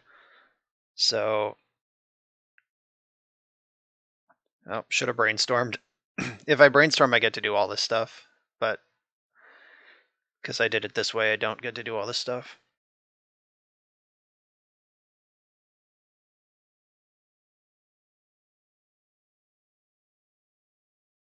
All right, so attack for 3. I guess I could have abraded the Astrolabe and just hope for the best.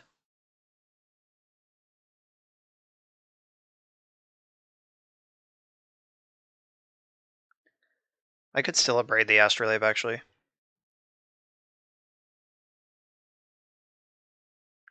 Alright, discard Punishing Fire, and I think Brainstorm should go, and upgrade Astrolabe, and hope I don't die to Aloran right now.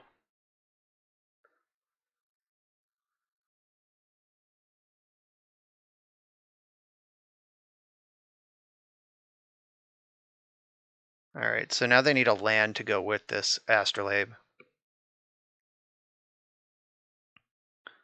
They could also just decay Dak and buy another turn. Oh, that's pretty good. But I'm going to steal that Teferi.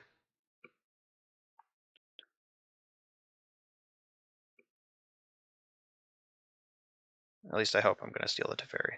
We'll see.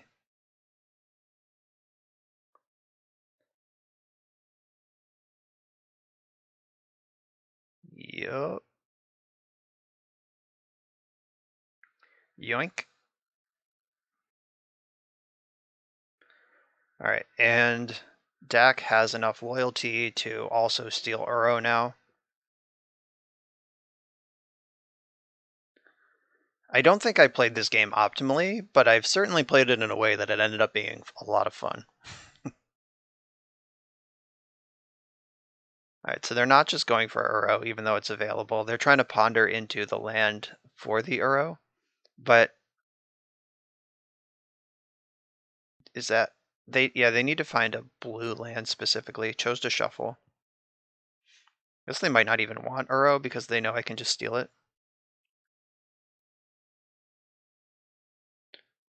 But if they have some sort of bounce spell, Caracas or whatever, giving me Uro is not a big deal. Like if it costs me my Dak. Maybe I should have stole lands instead of Teferi. I don't know. I like having the Teferi, especially since I'm holding a counterspell.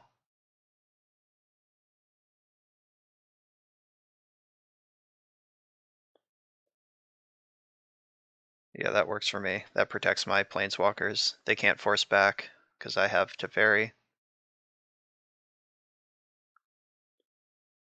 So I get to rebuy Punishing Fire. Now I get to do the Dak thing where I draw extra cards with Punishing Fire.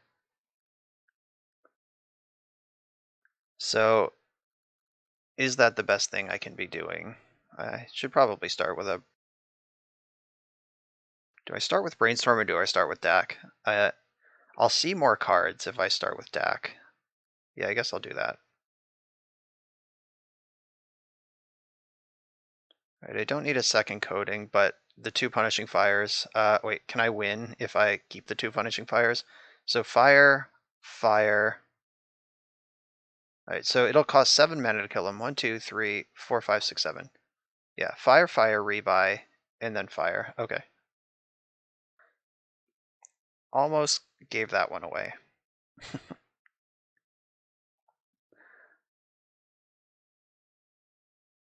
Okay, so Fire. Oh, wait. Oh, yeah, okay, this is fine. I'm good. Fire. Fire. It's been a long time since I played with Punishing Fire. I had to figure out how this math works. Oh, it actually doesn't work. I'm such a jackass.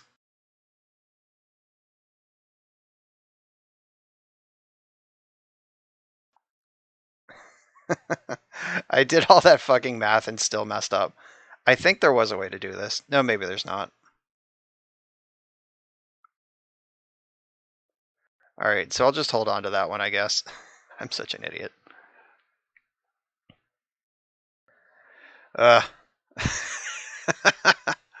Yeah, so I counted everything except for the fact that I need both of these to make red, and they would end up at 1 life after I do everything I need to do. So now they're basically forced into bringing back Uro just so they're not dead to Punishing Fire. Unless they have Aloran, then I just lose to their combo. Yeah, I feel like I should have just discarded the fires and brainstormed. All right, recruiting for what? What horrible bullet is about to kill me? Oh,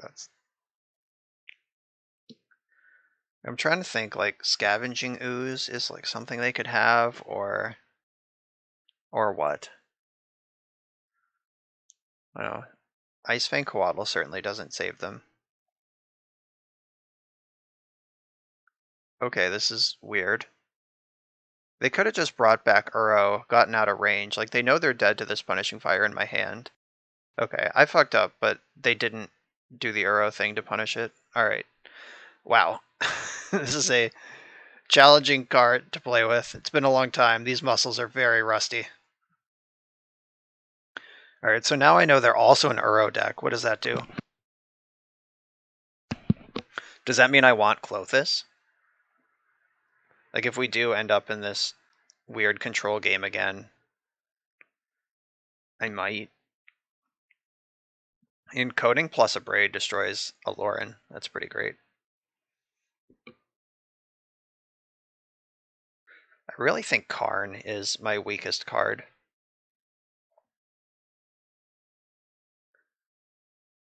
Just does so little. Like, having one left for shutting them down in the endgame. But if I'm down to one card in the main deck, should I bring in this Torpor Orb? Since I have fewer ways to wish for it, I could just draw it. And if I'm doing that, what's the cut? They had a lot of creature removal, so I can't really rely on Hull Breacher. But do I want to put them to the test, make them have the removal? Do I want to just get off Hull Breacher and totally blank the removal? But I have Uro in the deck too, so I have to get the removal pointed at something. Tricky stuff. Yeah, I think Hull Breacher is really good.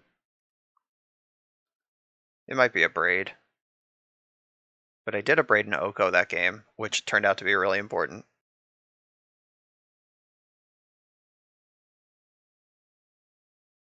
This is tough.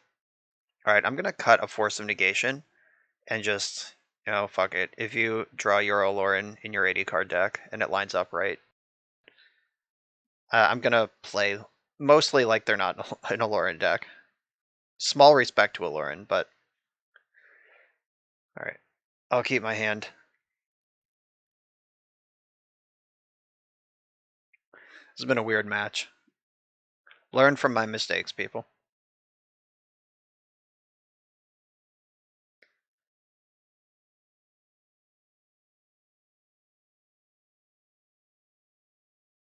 Alright, so this is probably Astrolabe.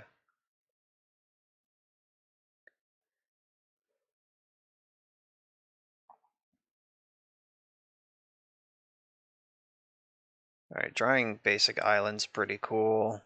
Not that I think they have Wasteland or Blood Moon or Back to Basics in their deck, but I get to play around all of them. This doesn't represent Red Blast though, which is probably good because I don't have Red Blast. Yeah, my deck's pretty good at answering artifacts, so I'm not really worried about that. Well, let's see how this sideboard plan goes. Here's fucking Torpor Orb. They probably have to force this if they can, unless they're just gonna remove it with Abrupt Decay.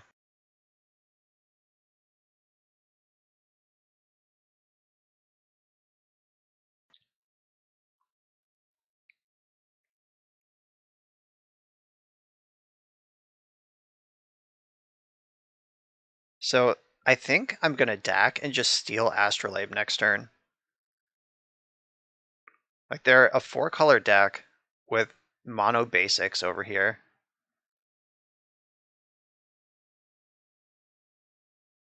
Yeah, I'm just gonna move in on DAC. See what they want to do about that. They're not going to be able to Abrupt Decay if I take the Astrolabe.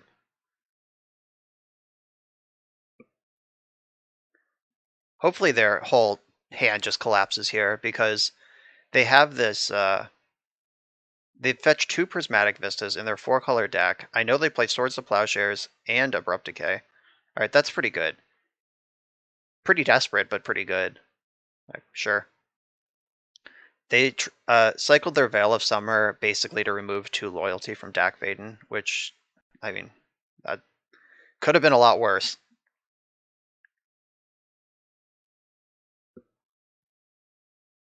And now if they spend an Abrupt Decay on Dak, then I still have Torpor Orb and vice versa. My draw doesn't care about the graveyard at all, so this Relic of Progenitus is just hanging out over there.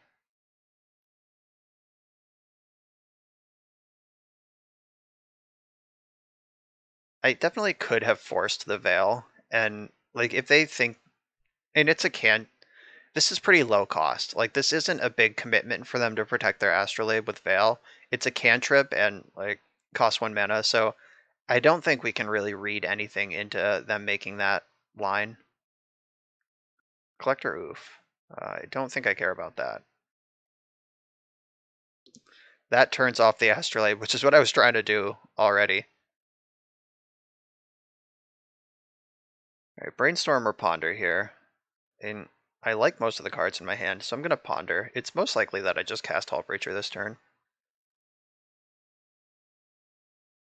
I think I want to shuffle this. No, I want to keep one of the Hullbreachers. Yeah, so now I can... Oh, and I can mill Uro. Just draw 2, discard 2, ends up milling Uro. Oh, wait. I'm just going to go in. I'm going to Hullbreacher them like I'm supposed to. That's one of the interactions in this deck that I've just cavalierly ignored this far. And I do have Force of Will if they have Swords to Plowshares, which I think is... I guess they could have a second Veil of Summer. But yeah, Plow is the most likely card that they could have here that matters. And if they don't have it, they just lose. They're going to start getting Mind Rotted. Let me rot your mind.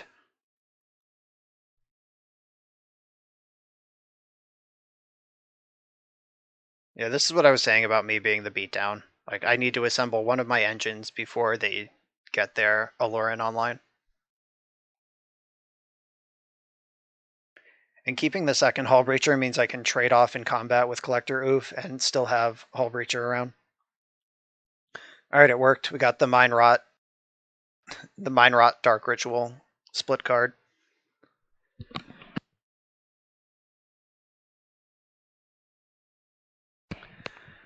I will Force of Will a Swords to Plowshares on this Hullbreacher. Obviously they don't have it now or it would have happened already, but if they draw it off the top and try to... Like, I will commit whatever resources I need to protect Dak at this point.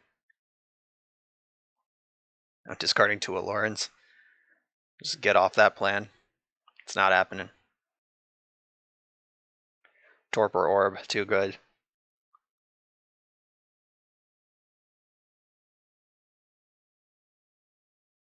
Teferi, yeah, that's a force. Did they keep Force Blue card? Nope. Okay, so I think the shields are down. I'm going to trade off this Hullbreacher. They're going to think it's a good deal. I'm going to play my other Hullbreacher. And then they're going to be Hellbent. And if they had anything to do, they would have done it in response to their Teferi, so that should do it.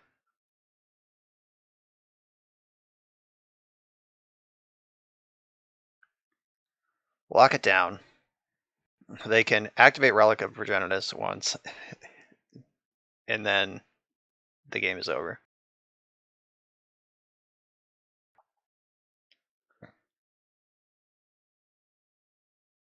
Alright, so I actually have 5 mana now, so I could Brainstorm and try to push this advantage. That's not bad. I'm going to put back the 2 Punishing Fires. I'll play my Volcanic Island, and... So I could deny them... Oh, they can't draw a card anyway. Yeah, I'm just going to destroy Astrolabe, and now they don't have black mana. And they can't activate the Relic anyway because I have Hullbreacher. Yeah, the hooks are in here. And my top two cards are Punishing Fire, so even if they draw an answer, this deck is still going to be insane. So attacking Dak. Is it more important to have Dak or Hullbreacher in play right now? So Dak is about to draw those two Punishing Fires.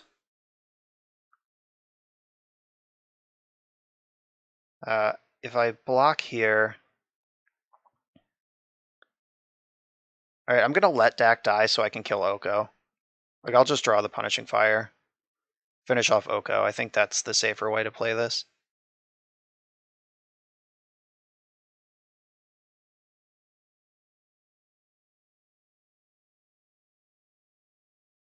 Yeah, fucking Oko. That had to be the best draw in their deck and not even close.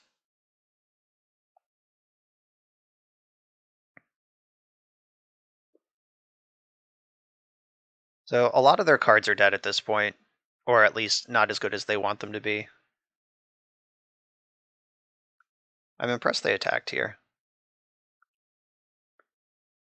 Like, they don't want to represent some contestation of Hullbreacher. Like, they know I have Burn in my deck. I have more resources than them, and they're still just like, fuck it, I'm getting in.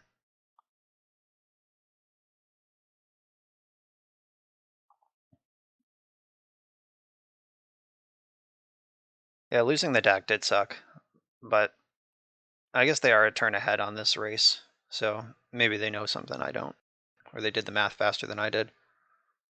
Alright, now that's not true anymore. I can double fire their face or double fire this elk, or just save the fire for whatever creature they draw next. Grove of the Burn Willows is completely bananas here.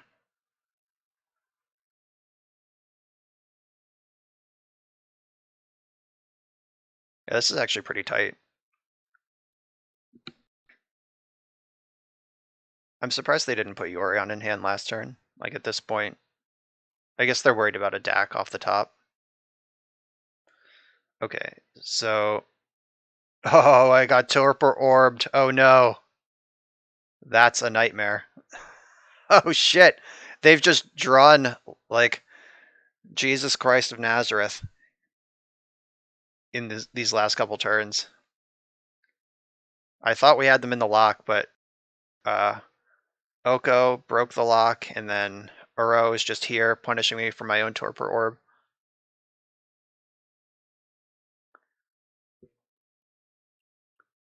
Yikes. That's not helpful. Okay, so cool thing happening here is if they attack with Uro, they gain life, and I make a treasure. So I can actually triple Punishing Fire this Uro. So I'm going to have 1, 2, 3, 4, 5, 6, 7, 8, 9, 10 mana. I pay 3 to get back the fires, and then 6. Yeah, so I can actually kill the Uro. Ugh. This is crazy. I don't like it. Oh, cool. And they also had Swords to Plowshares. So get them back.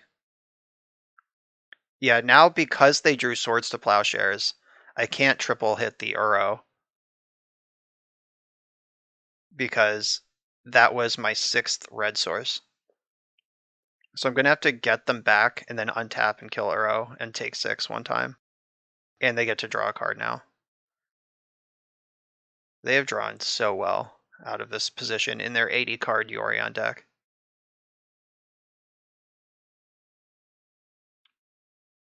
It's making for a good game though.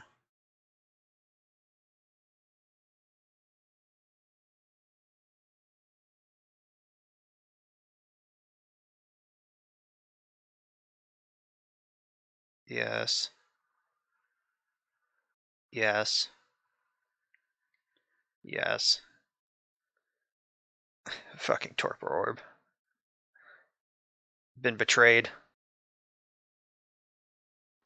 Seems like it didn't do anything at all against them. I guess they discarded one Recruiter of the Guard that they would have otherwise played, but they've drawn almost exclusively cards that either ignore or benefit from Torpor Orb.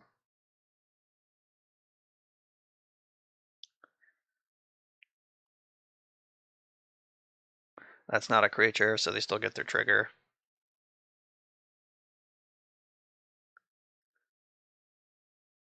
Alright, so they're on Yorion mana now. They did find number 5.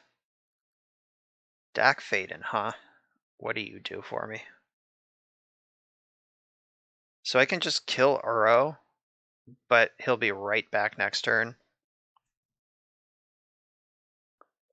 But what else am I gonna do? Like 1, 2, 3, 4, 5, 6. Alright, just making sure I actually have the mana for it this time.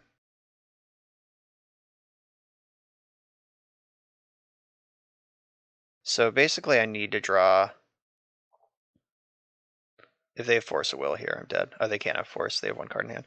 Alright, so basically I need to draw Liquimetal Coating. That's pretty cool that we've played this game for so long, this whole league, and it comes down to, can I assemble Liquimetal Coating, which is the namesake of the deck. This is Coating Control, and I need to draw a Coating. All 3 are still in the deck. It costs 5 mana to do everything I want to do. And I have way more than that. So even like Ponder or Brainstorm to find Coating would be good enough. Karn for Ensnaring Bridge would also buy some time. Oko to turn off the Uro would go a long way. This time Torpor Orb helped because they didn't get the immediate trigger. Alright, deck, help me out. Oh! Alright, please don't kill me. Alright, so I'm gonna play this, make this an artifact immediately. So this plays around Abrupt Decay. Alright, let's hope they don't have another Veil of Summer. Veil of Summer and Red Blast, I think, are the only cards I can think of that really mess this up. Alright. Is there justice on this earth?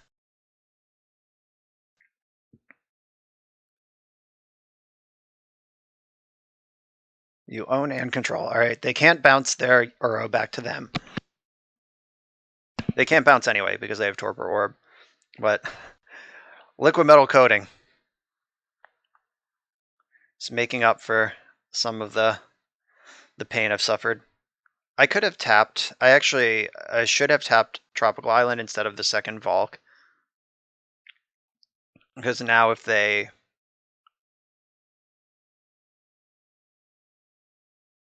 Alright, yeah. If they had gained life somehow on their own turn. Alright, so Leovold is very good. Yeah, I'll put the land into play, so that doesn't really hurt anything. Alright, so Leovold. That messes up Dak pretty hard. I guess I can't draw cards anyway, and there's nothing in my hand, so I might as well just put a loyalty on Dak. Alright, so they can attack and kill Dak, but I still have their Uro getting in. I have a lot of ways to kill Leovold in this deck.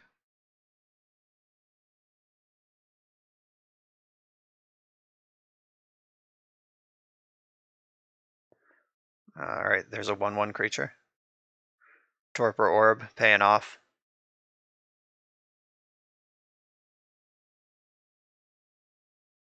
A Teferi would destroy me. Just trying to think of what 3 mana card they could have.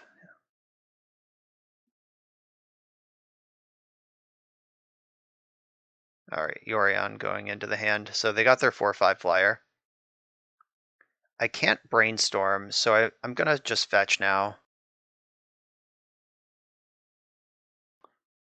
Just one less land I could draw. Perfect. The backup Liquimetal Coating is what I wanted.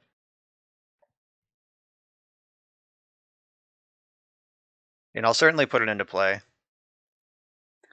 I don't think Leovold and Yorion can race Uro.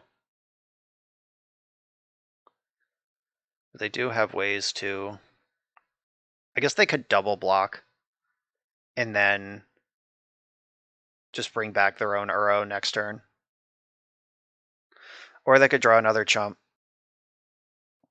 So I go to 11. Alright, so I go to 11 from this attack, back to 14, they chump. Then I take 7 to 7, I go to 10. Yeah, if they string together a chump blocker every draw step for the rest of the game, they're actually winning right now. But if they gain life, I get back all my punishing fires.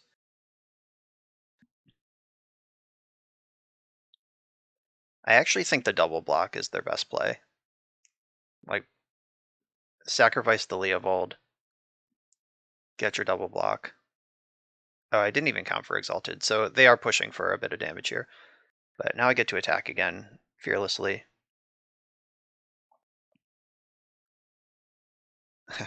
And now I have my own arrow. Cool. Just in case they deal with this one. But I'm not going to play mine because I don't get an ETB trigger, but the legend rule would kill it and give them theirs back.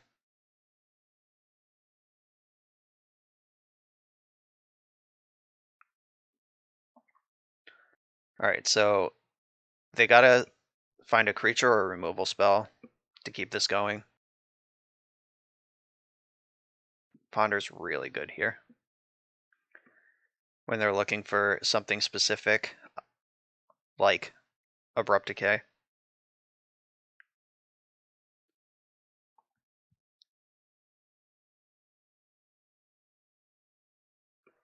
Alright, show me a shuffle. They also have only 90 seconds left on their clock. They did not shuffle. Shit. That's bad. Okay, so just a 1/1 Death Touch. That is a blocker, and Death Touch is a big deal here. Killing the Uro does matter. Alright, how about a removal spell? For the win.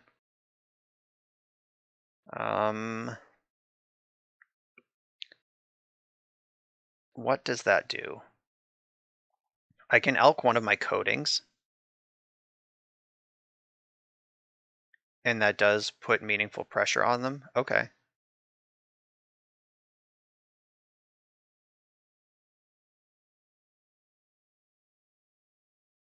Okay, Liquimetal coating, also an elk.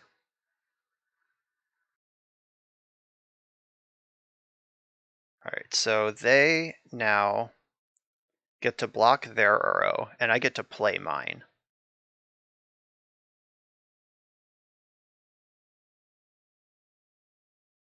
And it's just in play as a 6/6.